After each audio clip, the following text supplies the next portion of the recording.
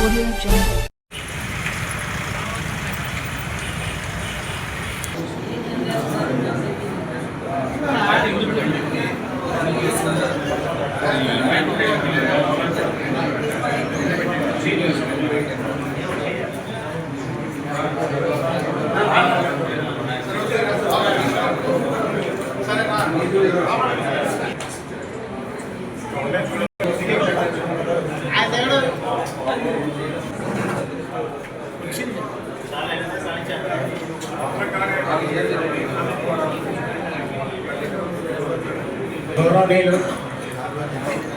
ఇక్కడ చేసినటువంటి పెద్దలందరికీ వచ్చిన అతిథులకి ముందుగా అందరికీ నమస్కారం. ఈ కార్యక్రమం ఉద్దేశం మీ అందరికీ తెలుసు. ప్లీజ్ బ్రహ్మనాయుడు గారు కూడా వేదిక మీదకి రావాల్సిందిగా కోరుతున్నాం.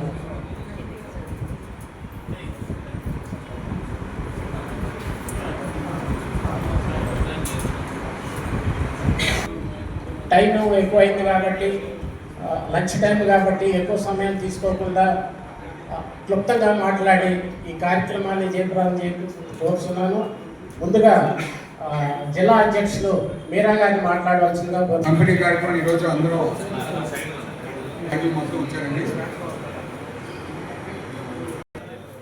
వారి వార్తలు సేకరించడమే కాకుండా వాళ్ళ ఆరోగ్యాన్ని కూడా దృష్టిలో పెట్టుకోకుండా పనిచేస్తున్న వ్యక్తులు. మేము ఏది చేయడానికైనా ముందున్నాం కాబట్టి జర్నలిస్టులని ఆదుకోవడంలో తెచ్చుకున్నామంటే ఆ డేటాను మొత్తం వాళ్ళు కంప్యూటరైజ్ చేస్తారు. కంప్యూటరైజ్ చేసిన తర్వాత ఇన్ఫ్యాక్ట్ ఎప్పుడైనా హాస్పిటల్కి వెళ్ళినప్పుడు మీరు ఈ కార్డు తీసుకెళ్ళి ఇదిగోండి నా నెంబర్ ఇది,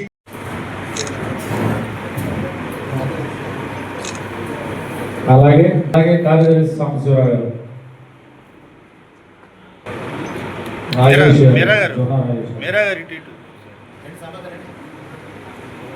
ఏ ప్రభాకర్ రావు గారు,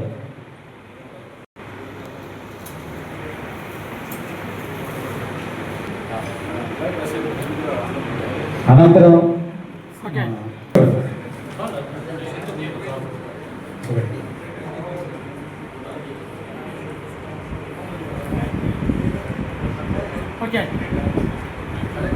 నియోజకవర్గంలో జర్నలిస్టులందరికీ లలిత సూపర్ స్పెషాలిటీ వారి హెల్త్ కార్డులను పంపిణీ చేయాలని ఏపీడబ్ల్యూజే జిల్లా నాయకులు నిర్ణయించుకోవడం చాలా సంతోషించదగిన విషయం.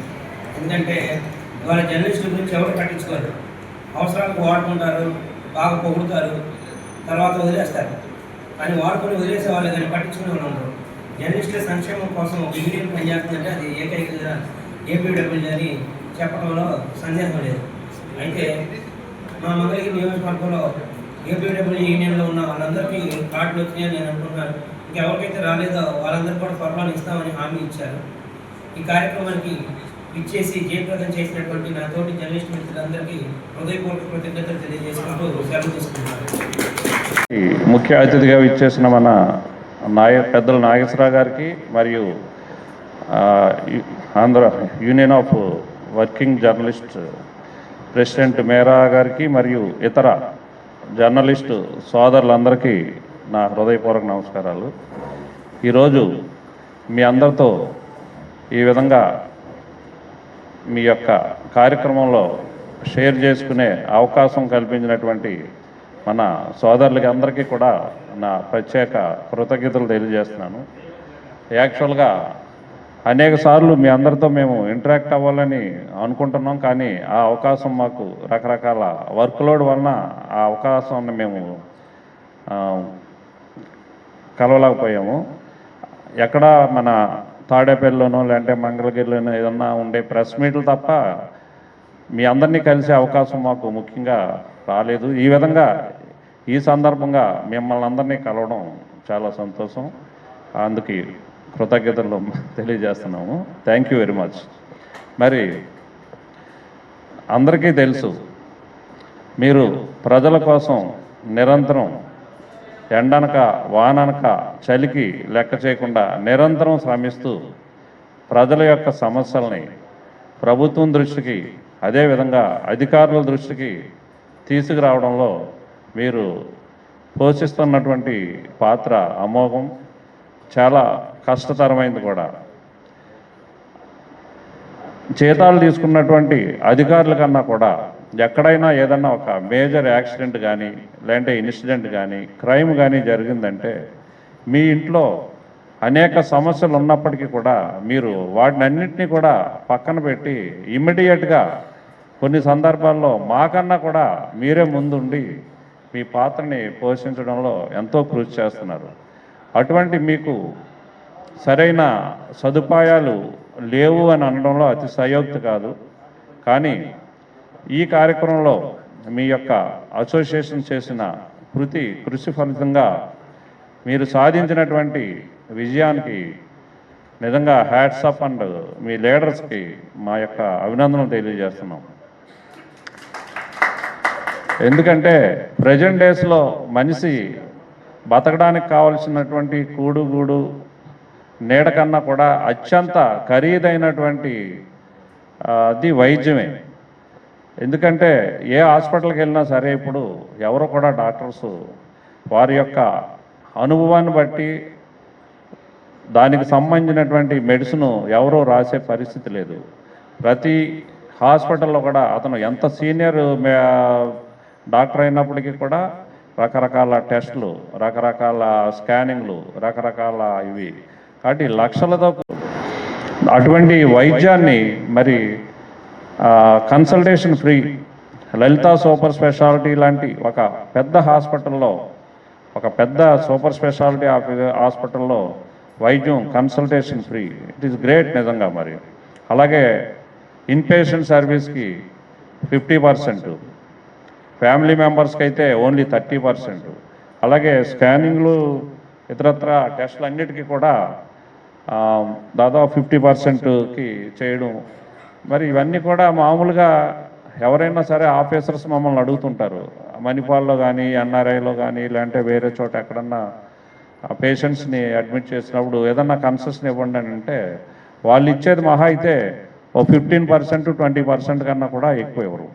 అట్లాంటిది మీకు ఆథరైజ్డ్గానే 50% వైద్యం కన్సెషన్ ఇస్తున్నారంటే ఇది నిజంగా అది మీరు సాధించినటువంటి గొప్ప విజయం. కాబట్టి మీరు ఈ సదుపాయాన్ని సక్రమంగా ఉపయోగించుకుంటారని ఆశిస్తున్నాము. అదేవిధంగా మీరు భవిష్యత్తులో మీ ఐకమత్యం ద్వారా ఇంకా అనేకమైన మీకు మీ ఫ్యామిలీకి ఉపయోగపడే కార్యక్రమాల్లో మీరు విజయం సాధించాలని మనస్ఫూర్తిగా కోరుకుంటున్నాను. అదేవిధంగా మా సైడ్ నుండి కూడా మీకు ఎప్పుడైనా ఏదన్నా మేము చేయగలిగే హెల్ప్ ఏదన్నా ఉంటే మా దృష్టికి తీసుకొచ్చినట్లయితే మేము కూడా దాన్ని నెరవేర్చడానికి చిత్తశుద్ధితో ప్రయత్నం చేస్తామని ఆశిస్తున్నాం. అలాగే మీరు ఎప్పుడు ఏ సమాచారం కావాలన్నా కూడా మాకు ఎనీ టైం మాకు కాంటాక్ట్ చేసి అడిగినా మేము చెప్పగలుగుతాం. మీకు మాకు కూడా ఇప్పుడు ఒక మంచి బ్రదర్లీ రిలేషన్ ఉండాలని ఎప్పుడు మనస్ఫూర్తిగా కోరుకుంటున్నాను నేను. అలాగే మన నాగేశ్వరరావు గారు చిన్న విషయం దృష్టిలో పెట్టారు. అటు ఇవాళ సామాన్యుడికి మధ్యతరగతి ప్రజలకి కూడా విద్య, వైద్యం అనేటువంటి రెండు కూడా చాలా ఖరీదైనవిగా, చాలా దూరంగా ఉంటున్నటువంటి పరిస్థితుల్లో ఏపీయూడబ్ల్యూజే యూనియన్ విద్యకేమో జిల్లా కలెక్టర్ ఇట్లాంటి వాళ్ళతో మాట్లాడి ప్రైవేటు పాఠశాలల్లో కూడా ఫీజు రాయితీ ఇవ్వాలనేటువంటి ఒక డిమాండ్తో చాలా ఏళ్లుగా కృషి చేస్తుంది. ఆ కోణంలో కొన్ని పాఠశాలల్లో అది వర్కౌట్ అవుతుంది, కొన్ని పాఠశాలల్లో ఇంకా అది సఫలీకృతం కావటం లేదు. ఈ నేపథ్యంలోనే సామాన్యుడి ఆరోగ్యానికి వైద్యం అవసరమైనప్పుడు మెరుగైన వైద్య సేవలు, ప్రామాణికమైనటువంటి వైద్య సేవలు, కార్పొరేట్ వైద్య సేవలు అందాలి అంటే చాలా ఖర్చుతో కూడుకున్న పని. ఉన్న ఆస్తుల్ని అమ్మటం, తాకట్టు పెట్టి వైద్యం చేయించుకోవాల్సినటువంటి పరిస్థితుల్లో ఈ ఆలోచన మన యూనియన్ జిల్లా నాయకులకి మేర ఇతర మిత్రులకి రావటం, ఒక కార్పొరేట్ వైద్యశాలను ఒప్పించి, మీకు తెలుసు కార్పొరేట్ వైద్యులు హాస్పిటల్ వాళ్ళు మనం కాళ్ళు పట్టుకున్నా కరగనటువంటి స్థాయిలో ఉండేటువంటి వైద్యులు ఒప్పుకుని జిల్లా మొత్తం ఉన్నటువంటి జర్నలిస్టులందరికీ కూడా దగ్గర దగ్గర 1000 మందికి మేము వైద్యం చేస్తాము. ఎంత ఖర్చు అయినటువంటి వైద్యమైనా 20 లక్షలైనా 15 లక్షలైనా 10 లక్షలైనా దాంట్లో 50% రాయితీ, లేకపోతే జిల్లా అధ్యక్షులు మనమో చెప్తే మరీ పూరు ఏమీ కట్టుకోలేని నిస్సహాయ స్థితిలో ఉన్న వాళ్ళకైతే పూర్తి వైద్యం చేయటానికి ఒప్పించటం అంటే ఆ ఆలోచన రావటం ఒక ఎత్తు అయితే జిల్లా కార్యవర్గానికి దాన్ని ఒప్పించటం కూడా చాలా గొప్ప విషయం. ఇది జిల్లా మొత్తం పత్రికా విలేకరులు అందరూ కూడా వాళ్ళకి కృతజ్ఞతలు చెప్పుకోవాల్సినటువంటి విషయం. ఎందుకంటే నేను కూడా 78లో 3 సంవత్సరాలు జర్నలిస్ట్గా చేశాను. తర్వాత కూడా కొన్ని తెనాలి టైమ్స్ అని అట్లాంటి వాటికి కూడా వార్తలు పంపటం, ఆంధ్రప్రభ అట్లా చేసేవాడిని. నాకు జర్నలిజం మీద ఈ న్యూస్ మీద చాలా ఇంట్రెస్ట్గా ఉండేది. ఆ ఉద్దేశంతో బహుశా మీ అందరూ తెలవకపోవచ్చు, తెనాలి మంగళగిరిలో ఇట్లాంటి చోట శ్రీస్టార్ అని పెట్టి వార్తలు ఫస్ట్ ఇండియాలో ప్రైవేటు కేబుల్ టీవీలో వార్తలు ఇచ్చింది నేనే. మరి ఆ రోజుల్లో ఎంత ప్రాముఖ్యత అంది, ఎన్నో కార్యక్రమాలు లైవ్ కార్యక్రమాలు ఇచ్చేవాళ్ళం. అట్లానే ఫస్ట్ తెలుగు శాటిలైట్ ఛానల్ పెట్టింది కూడా నేనే. మీ అందరూ తెలవకపోవచ్చు, రామోజీరావు గారు కానీ ఎవరు లేకమునుపు గెలాక్సీ అని ఒక తెలుగు ఛానల్ శాటిలైట్ ఛానల్ పెట్టింది కూడా నేనే.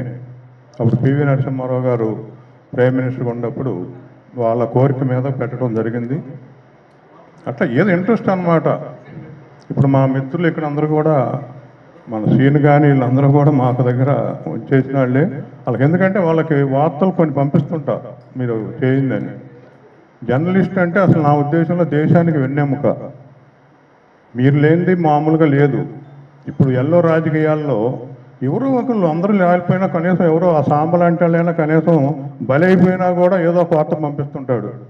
అది అంటే మామూలుగా ఇక్కడ చూశాను మంగళగిరిలో ఒక విమర్శించకూడదు, విమర్శించకపోతే ఎట్లా? అసలు మీరు జర్నలిజంలో మీరు మోడీ గారే చెప్పారు, అసలు ఎప్పుడైనా ఒక ఇది వచ్చినప్పుడు రమేష్